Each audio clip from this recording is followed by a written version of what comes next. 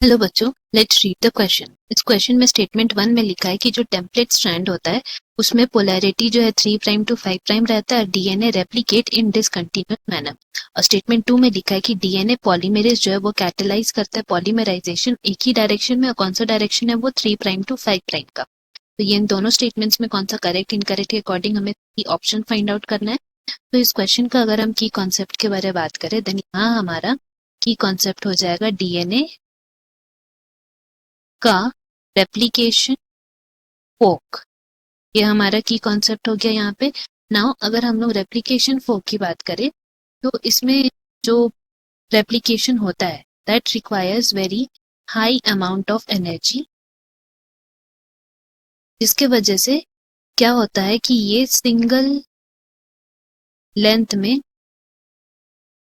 Replicate नहीं कर पाता है, नॉट एबल टू रेप्लिकेट। मतलब हम लोग जानते हैं कि डीएनए का जो लेंथ होता है वो बहुत लंबा होता है, तो एक बार में पूरा रेप्लिकेट करना वो नहीं हो पाता है, बहुत ज्यादा एनर्जी इसके लिए जरूरत पड़ेगा। तो इस वजह से क्या होता है कि स्मॉल ओपनिंग्स के फॉर्म में वो थोड़ा थोड़ा होके वो रेप्लिकेट करता है ना। में जो रेप्लिकेशन होता है उसमें बेसिकली हमारा जो मेन एंजाइम प्रेजेंट रहता है that is DNA dependent DNA polymerase.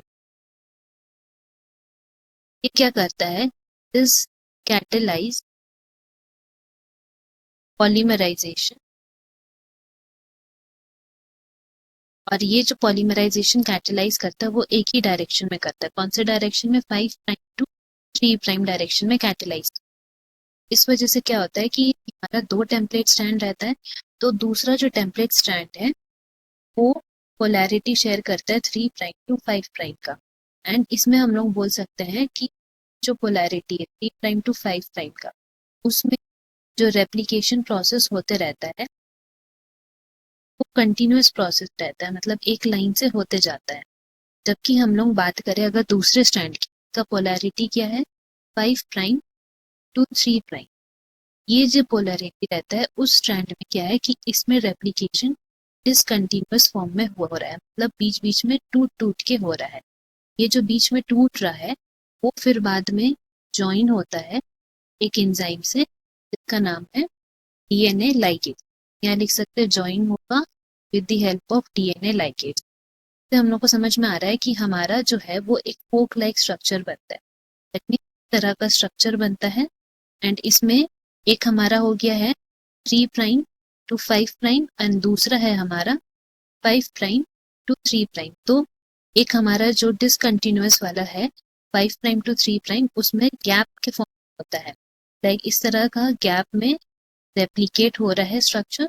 And एक है हमारा कंटिन्यूअस वाला जिसमें कंटिन्यूअसली रेप्लिकेट इस तरह हो रहा है। तो दैट इज द रीजन हम लोग यहाँ 3 प्राइम टू 5 प्राइम में कंटिन्यूअस बोले एंड 5 प्राइम टू 3 प्राइम में देख सकते हैं इस तरह ब्रेक होके हो रहा है जो बाद में डीएनए लाइगेज से जुड़ जाता है।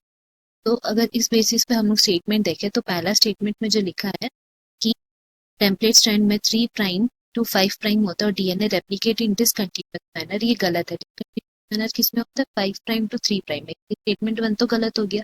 अब स्टेटमेंट 2 में लिखा है कि डीएनए पॉलीमरेज कैटेलाइज करता है पॉलीमराइजेशन एक ही डायरेक्शन। ये तो सही है, लेकिन डायरेक्शन जो हमें दिया है 3 प्राइम टू 5 प्राइम वो गलत है। डायरेक्शन 5 प्राइम टू 3 प्राइम होता है, इसलिए हम लोग बोल सकते हैं यहाँ हमारा दोनों ही स्टेटमेंट गलत है। तो ऑप्शन बी हमारा करेक्ट ऑप्शन हो गया। Hope you have understood. Best of luck. Thank you.